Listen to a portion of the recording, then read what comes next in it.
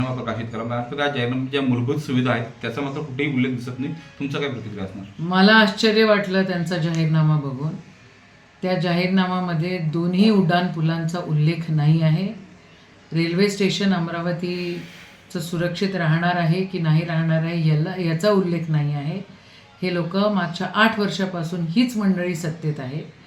जरी निवडणुका आत्ता लागल्या असतील, मागच्या काळामध्ये जे प्रशासन होतं ते यांच्याच मुख्यमंत्र्यांच्याच नेतृत्वामध्ये हे चालत होतं। मुख्यमंत्र्यांना नागपूर दिसतं पण अमरावती दिसत नाही, याची खंत नक्कीच आम्हाला आहे।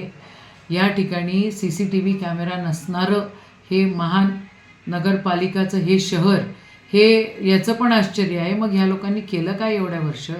गटर्स असो किंवा हॉकर्स असो किंवा स्वच्छता असो किंवा बाकी सगळ्या व्यवस्था असो, इथं दिसतच नाही। इथं त्यांच्या जाहीरनाम्यामधनं एकंदरीत असं दिसतं की हे बिल्डर लोकांच्या आणि लँड ग्लॅबरच्या मागं लागलेले आहेत।